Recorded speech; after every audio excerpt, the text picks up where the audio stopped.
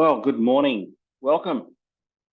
Thanks for joining us today for this webinar on CheckPoint 360, relatively new product for us. And I'm Keith Ayers, CEO of Integro Learning Company. Assuming there are people on this webinar who have in the past used the Everything Disk 363 for Leaders profile, which was the 360-degree profile from Wiley. And that's been discontinued, and maybe that's why you're here, because you've heard about CheckPoint 360 and you want to check it out. All right, and CheckPoint 360 is also from Wiley, developed by Profiles International, who is a company that Wiley acquired about 6 years ago. They had also developed the PXT Select selection and succession planning tool. It's got a very long history, this CheckPoint 360. They built the website that it's managed on, the platform for it, specifically for use of in a 360 environment. And so it's very robust and well designed. Okay, so today's agenda, we're going to obviously understand the basics of the CheckPoint 360 feedback system. All right, we're going to learn how to use this powerful solution for leadership development. So that's our focus today. It's designed to be a feedback tool for leaders, right? People in leadership roles, and people in management or leadership roles, frankly. And so how do we create a positive and valuable experience for your leaders? Okay. So I know some of you are from internal within an organization, so you're looking at possible use within your organization. I know that some of you are also consultants who are looking to perhaps use this with your clients. All right, and I think some of you are already doing that. Okay, so just a couple of points about the importance of leadership, and I know you all know this, but when leaders operate effectively, teams and individuals benefit, and when they don't, organizations suffer. So it affects employee engagement, retention, customer satisfaction, employee productivity, etc. Okay. The CheckPoint 360 is a feedback survey that helps evaluate the effectiveness of managers and leaders, and then not just assessing their skills, but also providing a personalized plan for improved leadership development. Okay. So providing the right insight, the CheckPoint 360 encourages a culture of high performance, and that's obviously going to be results focused, top down. All right, so there's the process behind this is to collect data, obviously. It's going to provide insight, not just for the manager or leader, but for their manager, or boss is the term that's used within the context of this program, okay, and the assessments. And then from that, developing action plans. And that's one of the real strengths of this profile, is its development plans for improving leadership effectiveness. Okay, and then we get the results from that, and they get applied, and then at some time later, we can start the process again, collecting data to see what improvement has been made, and then more insight, more action, more results. All right. And one of the really great things about this suite of products or suite of profiles or assessments is that when a leader takes the CheckPoint 360 for a second or subsequent time, you can actually generate a comparison report in the one document that shows you last time versus this time, or previous versus now. Okay. All right, so this is what it's measuring. Okay, there are 8 leadership competencies.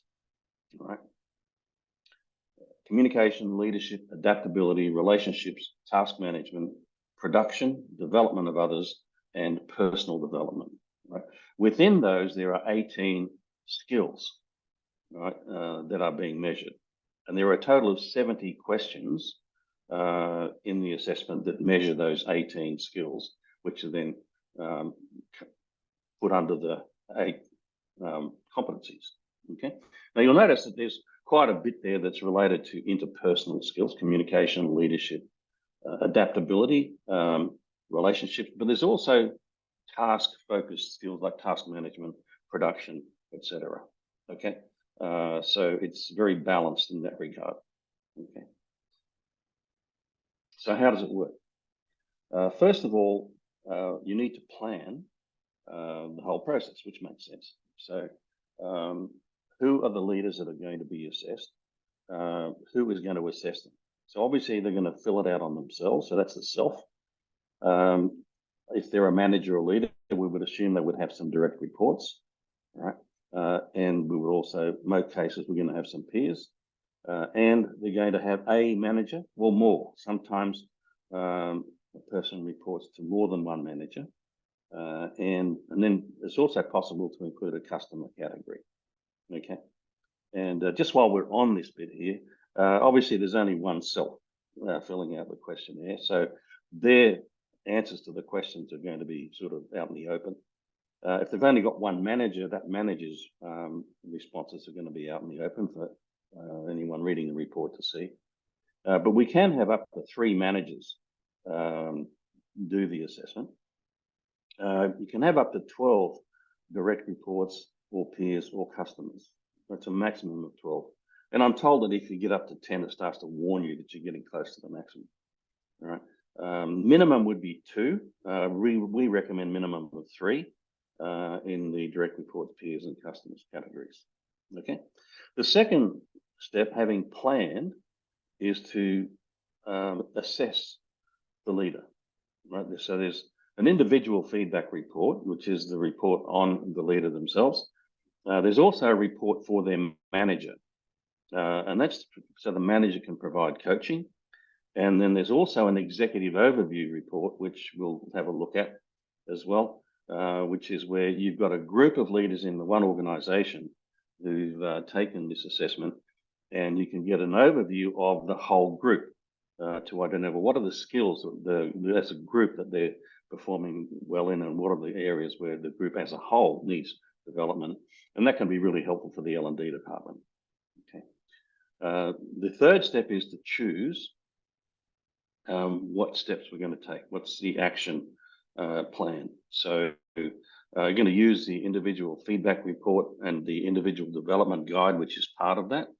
And you're also going to choose what coaching the manager needs to provide. Okay, and so that's the management report we'll be using for that. And then the follow through is actually implementing the plan. So that's, again, using those reports that we've already talked about. Okay. So there are 5 reports in total, all right? And there's, as I mentioned, there's a platform that's been designed specifically for this. And you can choose which report you want, okay? So going from the top left, you've got the individual feedback report. And bottom left, you've got the management report.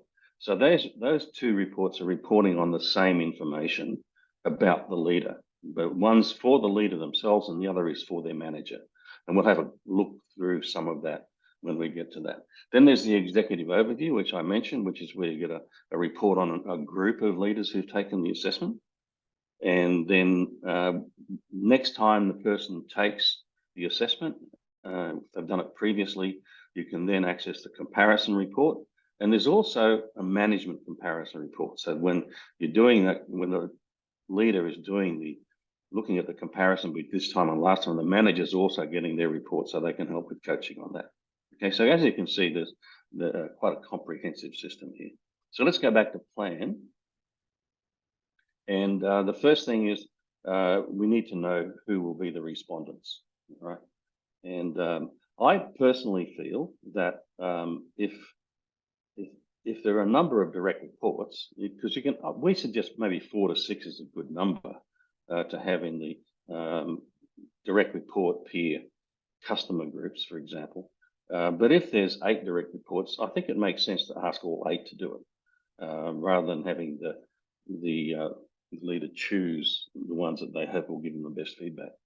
Okay, communicate the why. And this is important. Why are we doing this? And obviously, the leader or self needs to understand that. The boss needs to understand that, and so do the respondents need to get some communication about that. And then clarify expectations, and that so that they know that they're going to be getting an individual development plan, and the manager is going to be getting the management report for coaching and follow up.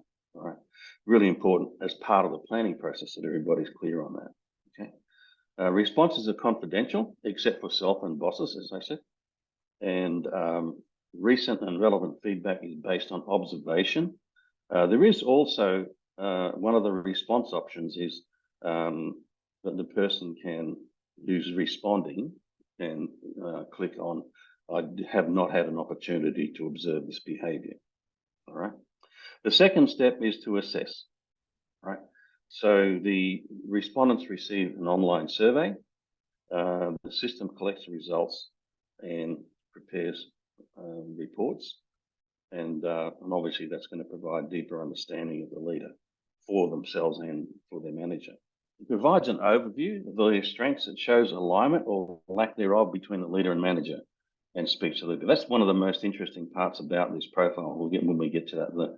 The alignment between the leader and the manager. Okay, and it's focused on communicating to the leader. Okay, so here's the scoring system. Okay, it's frequency, and you'll see that in the report it suggests the percentage of time that would be almost never, like 0 to 10%, versus almost always being 90 to 100% of the time. And you can see down the bottom, the N is no opportunity to observe it. Okay, and so that's a bit of a guide. And then here are the 8 competencies and the 18 skills.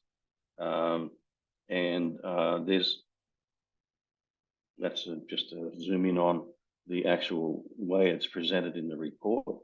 And you'll see a favorable zone there. So the program has identified a favorable zone where the ideal position for leaders to score in.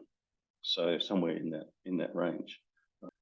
And then that's a favorable zone. And then on the actual graph that's shown, there's also a favorable zone in there.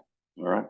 And then when you get into the report, there's all these different sections. I'm not going to go through them on this page because we're going to go through as much of it as we can in the time we've got. All right, to have a look at what do each of those sections tell us. All right. And so the first part is executive competency overview.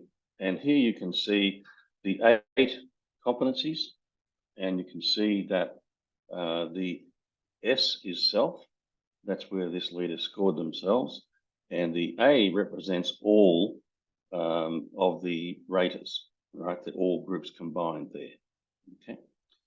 That's what these arrows are supposed to tell me. Okay. And you can see the gaps. Now, interestingly here, the gaps, and there's quite some large gaps there, are the self-rating from the leader themselves is actually quite a bit lower than they've been rated by other people. All right. As you can imagine, there will also be examples where the self rates themselves much higher than other people do.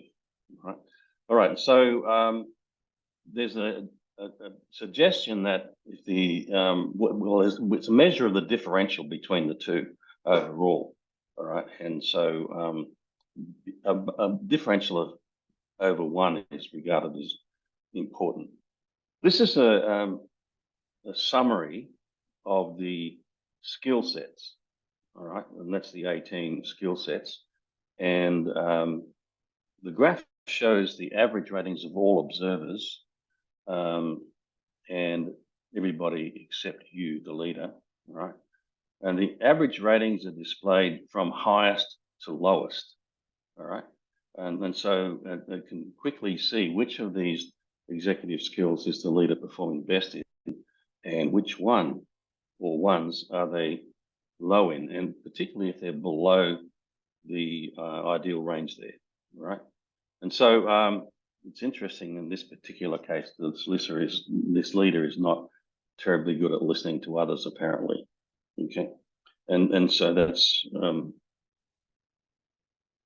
in ranking order, and they're the top 6 skills and the bottom 6 skills. So we'll come back to that when we start looking at developing action plans, etc. Okay, and then over here, this is a very interesting part of the report. Mentioned earlier that the alignment between the boss and the leader. Okay, these it's critical skills alignment. It's called. The boss and the leader are asked to rate or rank the top 6 skills, critical skills that are most important for them in their role. All right. And so the boss's scores are the little yellow boxes with a boss or a B in it. And the self scores, of course, are the green colored ones with the S in it. And you can see here that there's only 2 where the boss and the leader have agreed, and that's communicates effectively and achieves results, right? I think and so the overall alignment is only 33%. Okay, obviously, if there was 6 out of 6 they all agreed with, that would be 100%, wouldn't it? All right.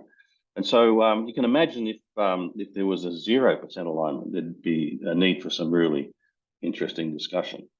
So you can see that the listens to others was one of the skills, well, the skill that the leader scored lowest in, and yet the bosses identified that as a critical skill, and the leader himself has not. Okay, so very important report and provides some very rich discussion. And this is where having the manager with their management report on, I think probably be a good idea to provide the managers with some training in how to coach people effectively if they don't already have those skills. Okay, so the next part of the report is the executive summary. And here we're looking at the leadership competencies, all right? And we're calling them management competencies on this page. It goes backwards and forwards. The average rating for each respondent group for the 8 management competencies is presented in this section. All right. So the numbers shown for self and boss are the actual ratings. Right, and the differences between group ratings, especially where it's a gap is indicated as a difference of 1 point or more between groups, and that's what the red arrows are for. Okay, where you can see a big gap between the 2, and in this case, we've got the boss has rated him quite low on that, and we saw that earlier with the particularly listens to others area.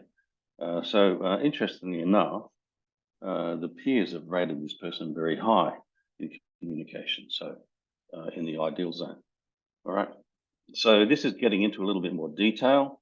All right, and then likewise, the skill set analysis. So in addition to the competency analysis, which we have on the left, so we've got communication. Now on the right, under communication, we've got listens to others, processes information, and so on would go on to the next page in the report. And difference between respondent groups are shown with the vertical arrows, and a skill set difference, critical skill set difference, according to self or boss, is shown with the horizontal arrows. All right. So it's giving quite a bit more detail now, and it's really helping to the leader to zoom in on the things that what am I really doing well, and what do I need to work on. Okay. All right, so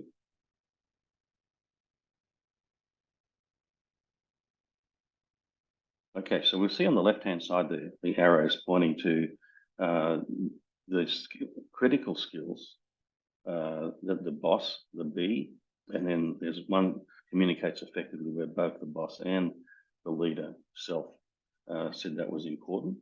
All right, and then again we're doing looking at the how did they fit with the ideal zone, right? The favorable zone of where we want them to score, all right?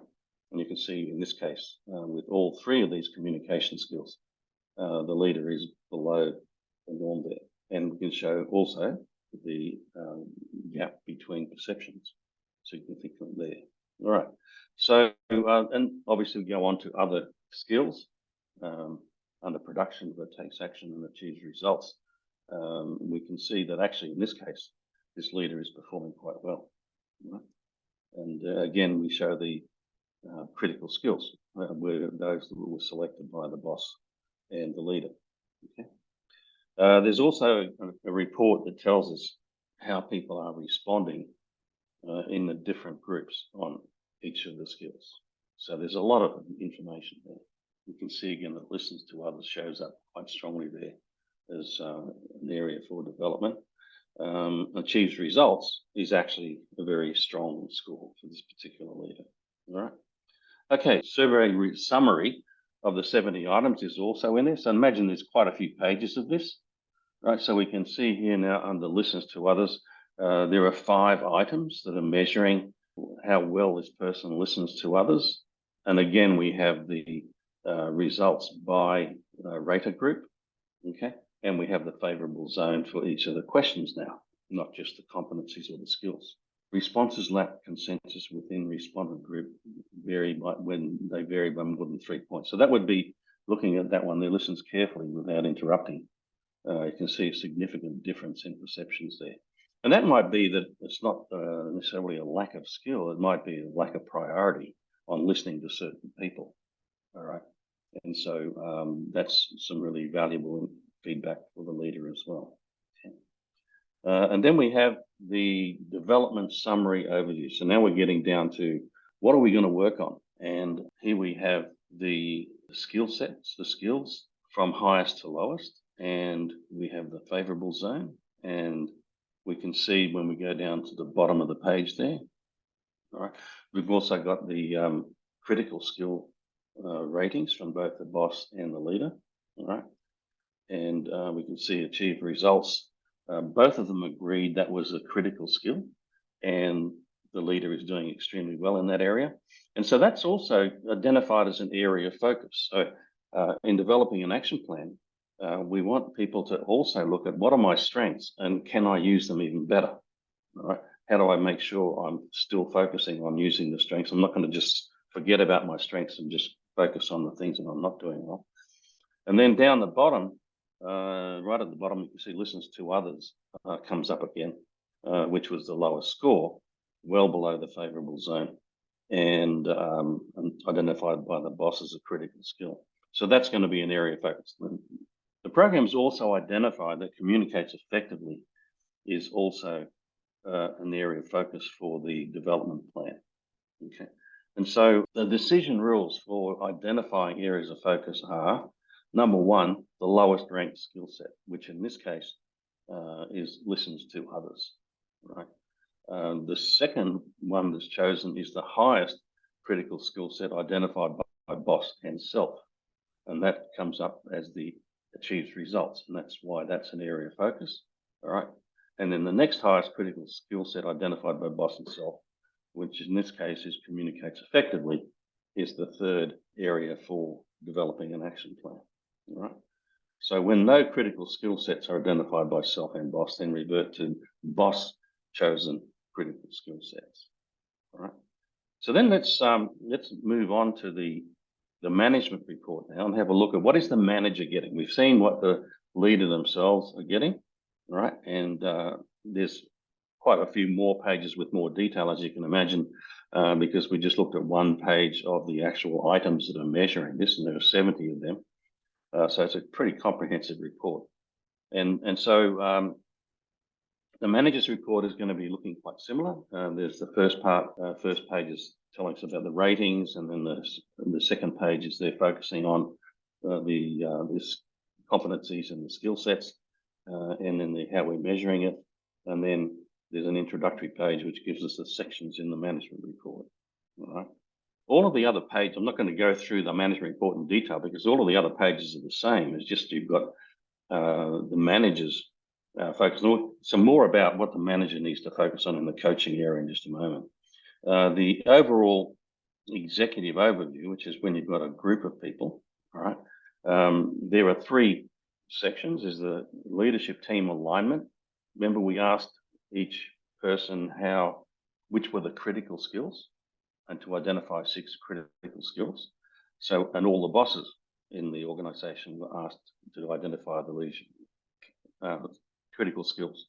And then there's a competency development summary. So identifying what are the competencies that need to be developed across the organization or across the group, and then what are the skill set developments required. Okay, so that's what's in this section here. And here's a leadership team alignment. All right, and overall alignment is only 31%. All right, so you can see there's some significant differences in the percentage of leaders who rated certain things. I like communicates effectively, they rated very high, but the bosses didn't rate that anywhere near as high. And so you've got some significant differences there, hence the overall alignment is only 31%. Right, and you can see here, particularly that first one, communicates effectively, and the percentage of bosses who rated that as critical was only 38% compared to 83 of the leaders. Right, and then this is the organizational competency development summary. These are the 8 competencies.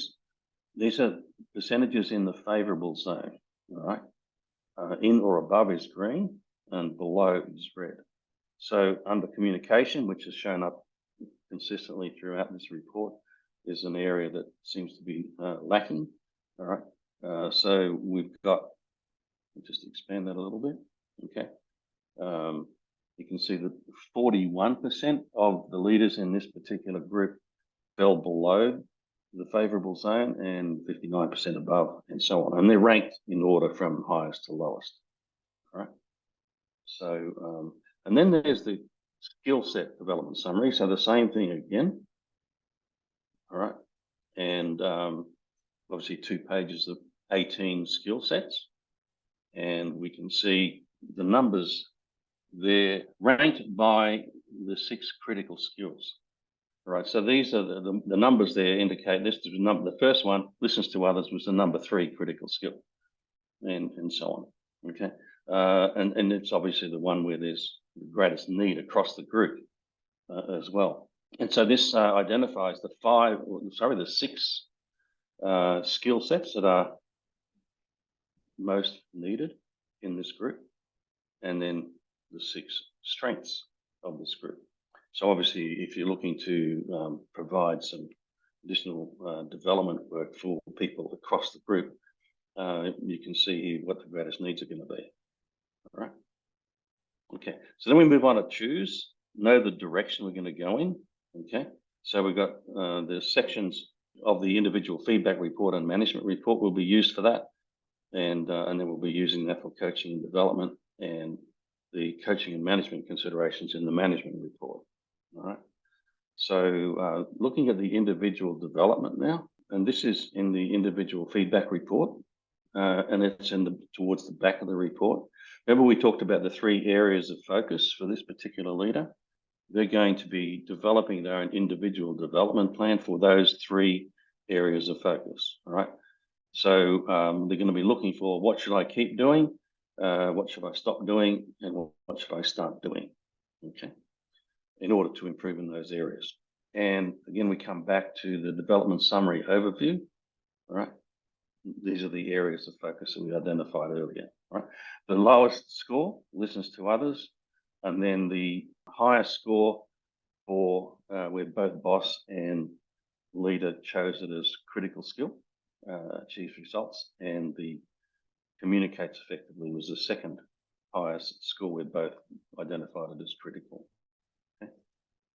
All right, so the first area of focus was listening to others, and so there's a full page here of what skills, abilities, and attitudes to adapt and practice in order to get better at listening to others. What are some challenging activities, and moving on to number 2, the second area of focus was communicating effectively, and the third one, achieving results. So as you can see, there's a significant amount of help within the actual report itself, and this is in the individual feedback report. And of course, the manager has their version of this in their management report as well, so they can help the leader to develop these action plans and follow through and implement them and so on. Okay, so the management report, coaching and management considerations. All right. So here's a report for the manager working with Darcy, who is the leader, and coming up with an individual development plan and an accountability process.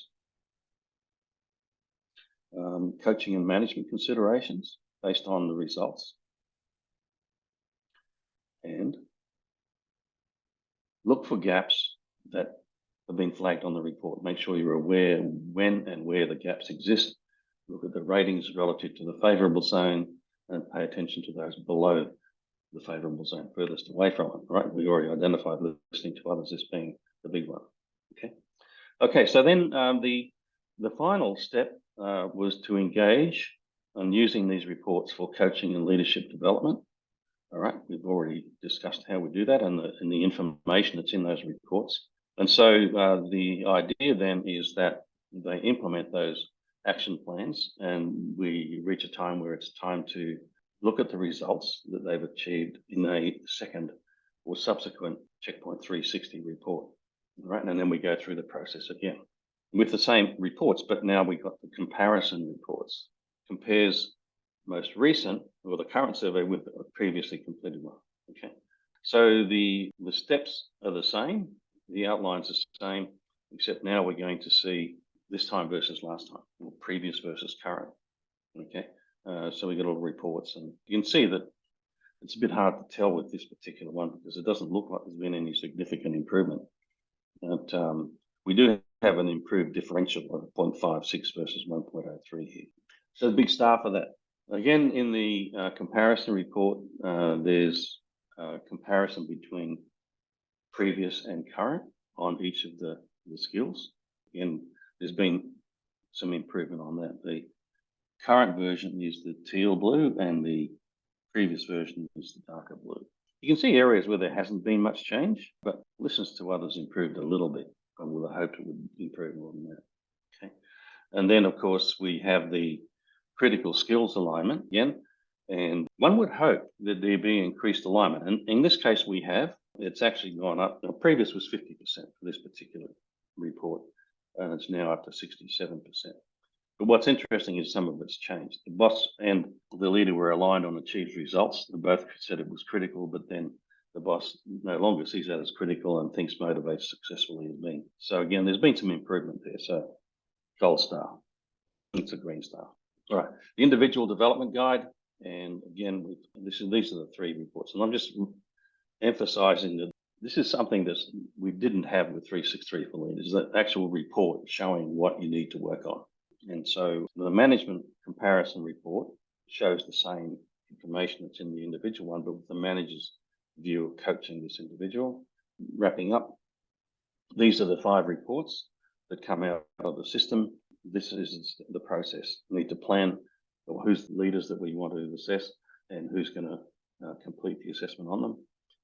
Assess them, choose direction, action plans, and you can see there's a lot of support for doing that, and then implementation. And just the summary, obviously, was we talked about before. We want to help leaders know what they should stop doing because it's not getting the desired results, start doing because it can and will achieve results, and keep doing because it's working well.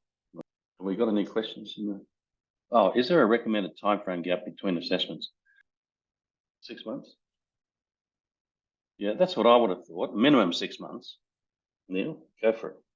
Okay, sorry, I came in a little bit late, Keith, and you're in the middle of saying from what I understood, the maximum number of respondents shouldn't exceed 12, I think you said. Is that? That's correct. That's yes. All like a total of all types being manager? No. Or 12 direct reports or 12 peers, or how does that work? Yeah, exactly that. You can have up to 12 direct reports. You can have up to 12 peers or 12 customers. Right. Okay. Maximum. Okay. So this could go out to sort of 40 people. Yeah. Yeah. Okay. Yeah. All right. It's probably Thank you. too much information. So we also have a question about is there a recommended time frame between assessments, and I think I've answered that. It's recommended 6 months minimum. Okay. Is there a time that it's too long, Keith? Well, I think if you start getting beyond 12 months, Yep. You're losing the impact of the first Yep. one. Yep. So, we also need to have some focus on action.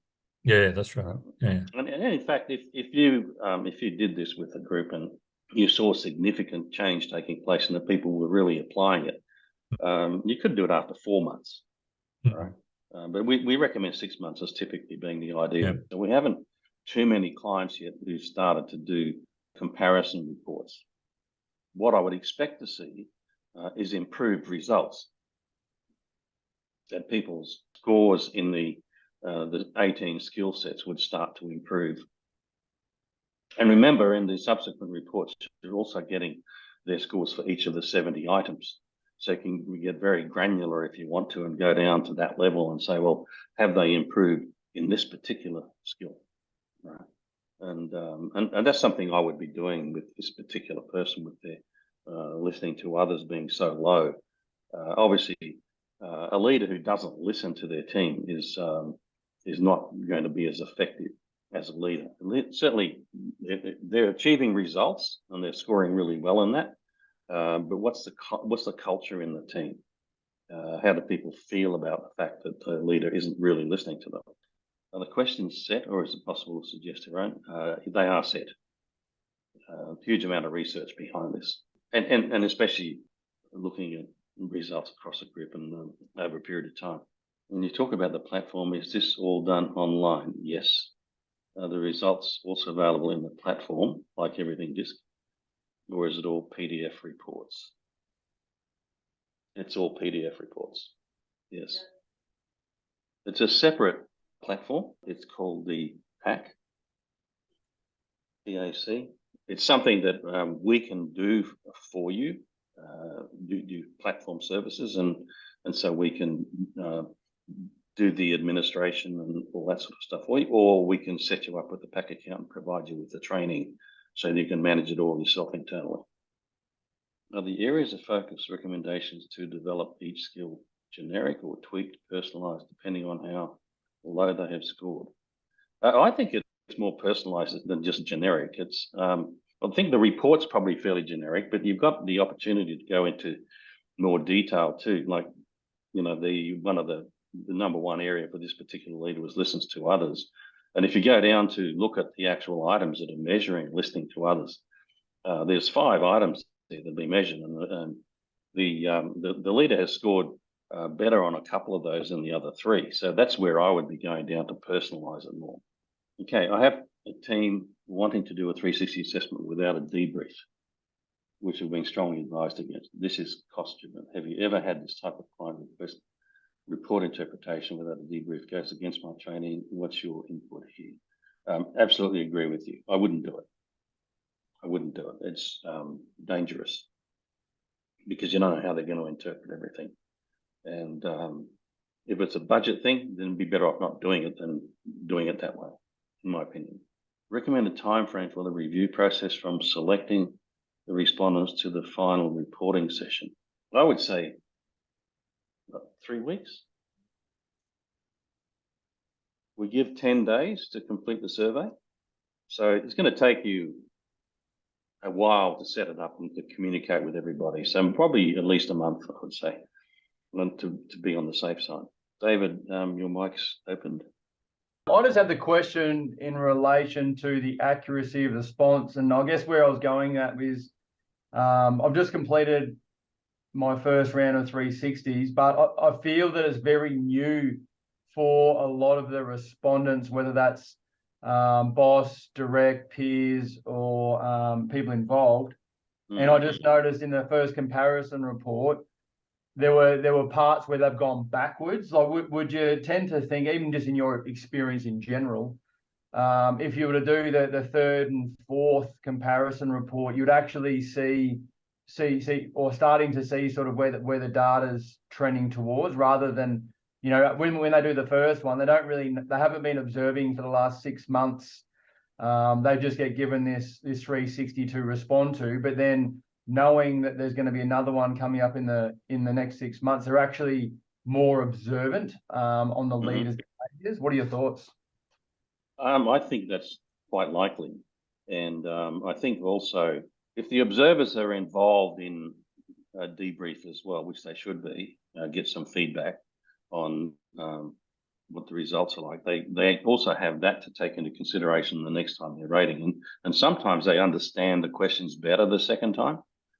So you can have a situation where people slip backwards a little bit the second time around, but after that it should stabilise and hopefully see ongoing improvement. Thanks, Keith. No other questions? Just ask one more, Keith. Sure. And it might be a silly question, but what now? How do we get access to this? Contact our team. No, contact the office thing and try it out. That's what I want to do. We're getting really positive feedback from the clients that have started using it. We had one client that was had been using 363 for 6 years, and they were a little bit well, probably quite peeved to hear that it was going away. They tried it out and they really like it. And what they like about it in particular is the comparison reports, which we don't have in 363, and the management report, the action planning that's in the report. There's a whole lot of extra stuff here that we haven't been able to provide before. So you're using it, are you, David? Yeah, I've used it. I'm about to start my second team next week, and it's really effective, landing really well. Oh, fantastic! Good to hear. Yeah, it's really interesting too. I've had polar results in the reports from some leaders incredibly high performing and others low performing, and actually having to shape the debrief in a way that, you know, the person doesn't lose all their confidence and all of a sudden get upset with everyone, but it's reshaping that as a development opportunity. And this feedback is real based on the 360-degree report, whether we do it or not. So if you hadn't have done the 360-degree review, it's still there, but now you know about it and you can develop on it. So yeah, right. Great. Well, thanks for that. Great to hear. Well, we're over time, which is fine with me because I'm happy to hang around if you've got more questions. But so far, there aren't any more questions in there. And thanks for joining us again. And again, if you've got any questions at all, please just contact 1-800-222-902 is our toll-free number, or support@integro.com.au. So thanks, everybody, and we'll see you next time.